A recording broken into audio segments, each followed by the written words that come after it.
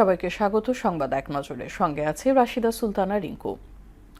শ্রমশক্তি রফতানিতে দালাল চক্র বড় বাধা বলে মন্তব্য করেছেন প্রধান উপদেষ্টা ডক্টর মোহাম্মদ ইউনূস। আন্তর্জাতিক অভিবাসী দিবস এবং জাতীয় প্রবাসী দিবস উপলক্ষে ওসমানী স্মৃতি মিলনায়তনে আয়োজিত অনুষ্ঠানে এই মন্তব্য করেন তিনি।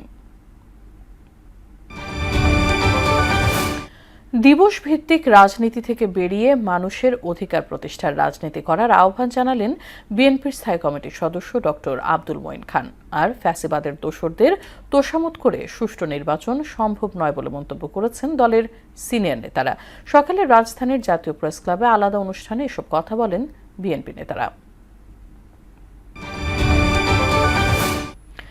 চলমান পরিস্থিতি বিবেচনায় আজ দুপুর 2টায় রাজধানীর যমুনা ফিউচার পার্কে ভারতীয় ভিসা আবেদন কেন্দ্র বন্ধ রাখার সিদ্ধান্ত নেওয়া হয়েছে।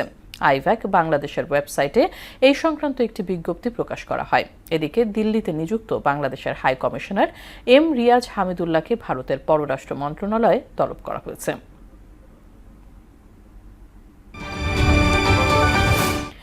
নির্বাচনে প্রার্থীদের বৈধ অস্ত্র ফেরত দেয়া স্বরাষ্ট্র মন্ত্রণালয়ের সিদ্ধান্ত। এই সিদ্ধান্ত আচরণবিধির সঙ্গে সাংঘর্ষিক হবে না।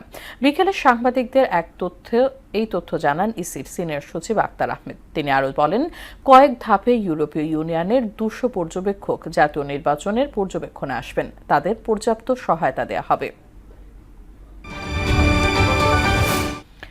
মানবতা বিরোধী অপরাধ মামলায় সাবেক মেজর জেনারেল জিয়াউল আহসানের বিরুদ্ধে শতাধিক গুমের পর হত্যার অভিযোগ আমলে নিয়েছে ট্রাইব্যুনাল। এদিকে মানবতা বিরোধী অপরাধের আরেক মামলায় সালমান এফ রহমান ও আনিসুল হকের বিরুদ্ধে অভিযোগ গঠন বিষয়ে প্রসিকিউশন পক্ষের শুনানি আগামী 22 ডিসেম্বর নির্ধারণ করেছেন ট্রাইব্যুনাল। সার্বিকভাবে দেশের নিরাপত্তা পরিস্থিতি নিয়ে কোনো ধরনের সংশয় নেই বলে মন্তব্য করেছেন স্বরাষ্ট্র উপদেষ্টা জাহাঙ্গীর আলম চৌধুরী।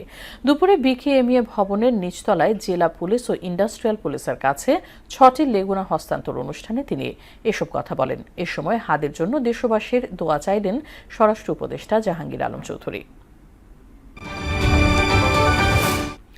আসন্ন বিপিএল এর 13তম আসরকে সামনে রেখে আগামী 24 ডিসেম্বর জাঁকজমকপূর্ণ উদ্বোধনী অনুষ্ঠান আয়োজন করার কথা ছিল। তবে দেশের বর্তমান রাজনৈতিক ও সামাজিক প্রেক্ষাপটে নিরাপত্তার সংশয়ে এই আয়োজনটি বাতিল করা হয়।